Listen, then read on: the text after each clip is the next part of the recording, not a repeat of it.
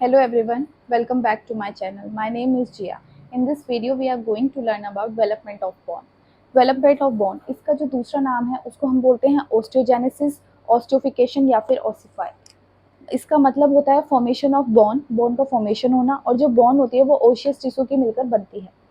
तो क्या होता है, जब मदर कंसीव करती है तो एम्ब्रियोनिक लाइफ होती है, तो उस टाइम जो बॉन होती है वो कार्टिलेज टिश्यू से बनती है और वो धीरे धीरे ऑसिफाई होना शुरू हो जाती है।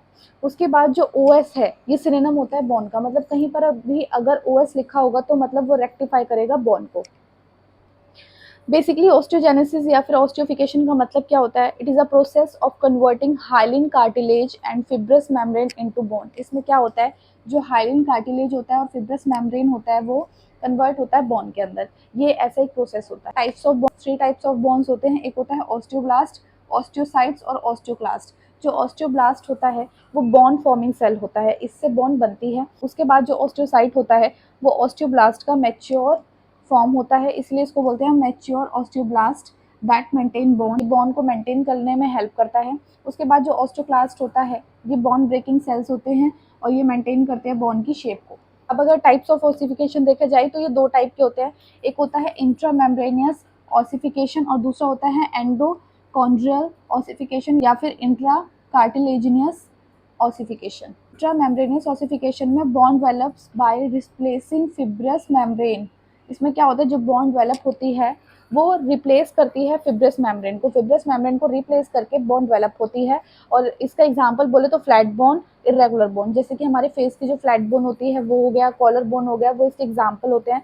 फ्लैट बोन आप देख सकते हो थोड़ा सैंडविच लाइक स्ट्रक्चर होता है। ये जो ऊपर है और जो नीचे है इसको हम कॉम्पैक्ट बोन बोलते हैं, और जो बीच में इसको हम बोलते हैं स्पॉन्जी बोन। उसके बाद है एंडोकॉन्ड्रियल ऑसिफिकेशन या फिर इंट्राकार्टिलेजिनियस ऑसिफिकेशन। इसमें क्या होता है, bond develops by replacing hyaline cartilage. इसमें क्या होता है, जो बॉन्ड होती है वो डेवलप होती है हाइलिन कार्टिलेज से, ठीक है। और इसके एग्जांपल होते हैं लॉन्ग बॉन्ड, शॉर्ट बॉन्ड और इरेगुलर बॉन्ड। इसके बाद जो मोस्ट ऑफ स्केलेटन है वो हमारा बनता है endochondral ossification. First ossification type intramembranous ossification. इन स्टेप्स होते हैं तो उसके बारे में वन बाय वन देख लेते हैं। देखिए, इसमें जो मॉडल या फिर फ्रेमवर्क होता है, मतलब जिसके ऊपर काम होता है, मॉडल और फ्रेमवर्क क्या होता है, जिसके ऊपर बॉन्ड बनेगी और बाद में वही मॉडल या फिर फ्रेमवर्क जिसे बोलते हैं वो रिप्लेस हो जाएगा बॉन्ड के अंदर, ठीक है।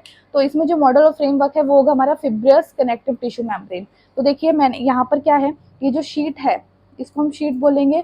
ये फिब्रियस कनेक्टिव टिश्यू मेम्ब्रेन बोल लो या फिर फिब्रियस कनेक्टिव टिश्यू शीट है ये। इसमें क्या है, ये जो ब्लैक ब्लैक है ये है हमारे मीजोकैमियल सेल्स होते हैं, ठीक है। और ये जो सेंटर में है इसको बोलते हैं ऑसिफिकेशन सेंटर। ये ऑसिफिकेशन सेंटर है, ये है ऑस्टियोब्लास्ट सेल्स, ठीक है। और ये जो पॉइंट पॉइंट है डॉट डॉट इसको बोलते हैं ऑस्टियोइड्स, ठीक है। ऑस्टियोइड्स जो होते हैं वो हमारे बोन को हार्डनेस प्रोवाइड करते हैं। देखिए इसमें क्या होता है, जो मेसोकाइमल सेल होते हैं वो क्या होते हैं, वो सेंटर में आ जाते हैं और डिफरेंशिएट होना शुरू हो जाते हैं। जब डिफरेंशिएट होना शुरू हो जाते हैं तो वो क्या बोलते हैं, ऑस्टियोजेनेसिस सेल्स को प्रोड्यूस करते हैं। फिर जो ऑस्टियोजेनेसिस सेल्स होते हैं वो ऑस्टियोब्लास्ट को प्रोड्यूस करते हैं। ऑस्टियोब्लास्ट सेल प्रोड्यूस होने के बाद वहाँ पर इकट्ठा होना शुरू हो जाते हैं, ठीक है। वहाँ पर सेंटर बना देते हैं और सेंटर को हम बोलते हैं ऑसिफिकेशन सेंटर। तो इसलिए इसको ऑसिफिकेशन सेंटर कहते हैं और उसके अंदर है ऑस्टियोब्लास्ट। ये जो ऑस्टियोब्लास्ट सेल है वो धीरे धीरे क्या करते हैं, ऑस्टियोइड्स को प्रोड्यूस करते हैं। और ये जो ऑस्टियोइड्स होते हैं वो हमारे बोन को हार्डनेस प्रोवाइड करते हैं। देखिए क्या है, an ossification centre appears in the connective tissue. ये कनेक्टिव टिश्यू है और इसके बीच में ऑसिफिकेशन सेंटर है, ठीक है। Centrally located mesenchymal differentiate into osteoblast. ये जो मेसोकेमिकल है ये क्या होता है, डिफरेंशिएट होता है ऑस्टियोब्लास्ट में। ये फर्स्ट स्टेप है। उसके बाद क्या है, सेकंड स्टेप में क्या होगा कि ये जो ऑस्टियोब्लास्ट है, जो ऑस्टियोब्लास्ट है देखो, सीक्रेट ऑस्टियोइड ट्रैप्स ऑस्टियोब्लास्ट। यहाँ पर जो ऑस्टियोइड सीक्रेट हुआ था, ठीक है, वो क्या करेगा, अब यहाँ पर ऑस्टियोब्लास्ट को ट्रैप कर लेगा, पकड़ लेगा, ठीक है। और वहाँ पर क्या बनाएगा, ऑस्टियोसाइट्स बनाएगा जो कि मैच्योर फॉर्म ऑफ ऑस्टियोब्लास्ट की होगी, ओके।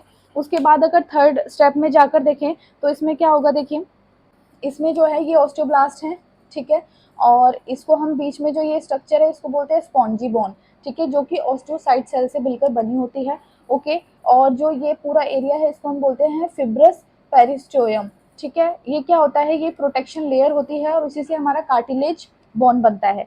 तो इसमें क्या होता है, ट्यूबरकुलर मैट्रिक्स है यहाँ पर जो कि सेंटर में होगा, ठीक है। और पेरियोस्टियम फॉर्म है जो कि साइड में होगी, ठीक है। और कॉम्पैक्ट बैंड डेवलपमेंट हो जाएगा यहाँ पर जो कि सुपरफिशियल लेयर में होगा, ये कॉम्पैक्ट बोन हो गई है, ठीक है, ये सुपरफिशियली हो गई, और स्पॉन्जी बोन बीच में आ जाएगी। और ये जो आप रेड कलर की देख रहे हैं ये वेसल्स है, आर्टरीज हैं, ठीक है, और ये कंडेंस हो जाएगी हमारी रेड मैरो में। इस तरीके से बोन डेवलपमेंट होता है। ये हमने पहला जो स्टेप था, जो पहला टाइप था ओसिफिकेशन का, वो पूरा पढ़ लिया है, जिसमें 3 स्टेप थे, फर्स्ट, सेकंड, थर्ड। फर्स्ट में क्या हो रहा था, मेसोकेमिकल सेल्स क्या कर रहे थे, डिफरेंशिएट होकर ऑस्टियोजेनेसिस सेल्स को प्रोड्यूस कर रहे थे, और ऑस्टियोजेनेसिस सेल्स की वजह से ऑस्टियोब्लास्ट सेल प्रोड्यूस हो रहा था। ऑस्टियोब्लास्ट सेल ने बीच में इकट्ठे होकर ऑसिफिकेशन सेंटर को बनाया, और ऑसिफिकेशन सेंटर में फिर उसने ऑस्टियोइड्स को प्रोड्यूस किया, सिक्रेट किया। ऑस्टियोइड सेल्स ने यहाँ पर क्या किया, ऑस्टियोब्लास्ट को ट्रैप किया, और ऑस्टियोब्लास्ट को ट्रैप करने के बाद ऑस्टियोसाइट सेल को डेवलप किया, और उसके बाद यहाँ पर फॉर्मेशन हुई है। यहाँ पर फॉर्मेशन क्या हुई है,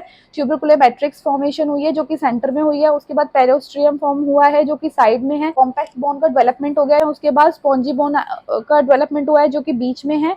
और उसके बाद क्या है, बीच में जो ये जो आर्टरीज हैं वो कंडेंस हो गई है बोन मैरो में, जो कि रेड बोन मैरो होगा। सेकेंड टाइप पढ़ते हैं एंडोकॉन्ड्रियल ऑसिफिकेशन। इसमें क्या होता है, bone develops by replacing hyaline cartilage. इसमें हाइलिन कार्टिलेज रिप्लेस होता है बॉन के थ्रू। और इसके example bones at base of skull, skull का जो बेस होता है वो इसका एग्जांपल होता है एंडोकार्डियल ऑसिफिकेशन का। और जो लॉन्ग बोन्स होती है वो इसका एग्जांपल होता है। तो ये इसके स्टेप्स है, आइए देखते हैं। देखिए क्या होता है, cartilage model 8 week of gestation. जब 8 वीक होता है एम्ब्रियो लाइफ का, वहाँ पर कार्टिलेज बनता है, ठीक है। ये जो कार्टिलेज होता है वो कॉन्ड्रोसाइट सेल से बनता है। फिर क्या होता है, वो जो कॉन्ड्रोसाइट सेल्स होते हैं वो सेंटर में आ जाते हैं। सेंटर में आने के बाद वो क्या करते हैं, वहीं पर मैच्योर होना शुरू हो जाता है, डेवलपमेंट होना शुरू हो जाता है।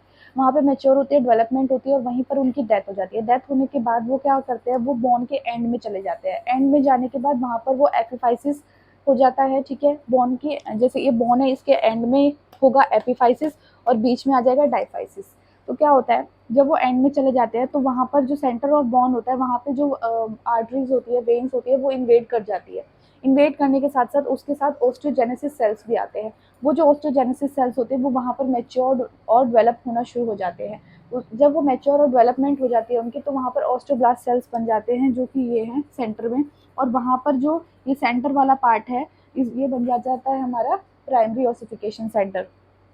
तो क्या लिखा है, ऑस्टियोब्लास्ट इन्वेड्स प्राइमरी ऑसिफिकेशन। जो ऑस्टियोब्लास्ट है वो इन्वेड करता है प्राइमरी ऑसिफिकेशन सेंटर में, और ये जो फीटल लाइफ होता है उसका सेकंड और थर्ड मंथ में स्टार्ट हो जाता है। उसके बाद देखिए क्या है, जो थर्ड स्टेप है उसमें है स्पॉन्जी बोन इन डायफाइसिस। जो डायफाइसिस होता है उसमें स्पॉन्जी बोन होती है, इस ब्रोकन डाउन, वो टूट जाती है बाय ऑस्टियोक्लास्ट सेल। जो ऑस्टियोक्लास्ट सेल्स होते हैं उसके थ्रू स्पॉन्जी बोन टूट जाती है, और वहाँ पे मेडुलर कैविटी फॉर्म हो जाती है। आफ्टर बर्थ, जब जन्म हो जाता है, secondary ossification centre appears in the epiphysis. जो यहाँ पे जो ऑसिफिकेशन था वो यहाँ पर सेकेंडरी हो जाएगा, और वो एपिफाइसिस मतलब कि एंड्स में चला जाएगा, वहाँ पर स्टार्ट हो जाएगा। थर्ड स्टेप में क्या होता है, bone continue to grow in length width as long as epiphyseal plate is present. जब तक ये जो एपिफाइजल प्लेट है, जब तक ये बॉन के अंदर होगी, तब तक ये जो बॉन है वो लंबाई और चौड़ाई में बढ़ती रहेगी। लेकिन when bone fully formed, epiphyseal plate becomes epiphyseal line. जब बॉन पूरी तरीके से ऑसिफाई हो जाती है, बन जाती है, फॉर्म हो जाती है, तो ये जो एपिफाइजल प्लेट है वो लाइन में कन्वर्ट हो जाती है, और उसके बाद जो बॉन का डेवलपमेंट होता है, ग्रोथ होती है, वो रुक जाती है, वो वहीं पर स्टॉप हो जाती है। तो ये था हमारा आज का टॉपिक, डेवलपमेंट ऑफ बोन। अगर आपको अच्छा लगा हो, यूजफुल लगा हो, तो प्लीज़ मेरे चैनल को सब्सक्राइब करें, लाइक करें, शेयर, कमेंट में ज़रूर बताएं कि कैसा था video. Thank you very much.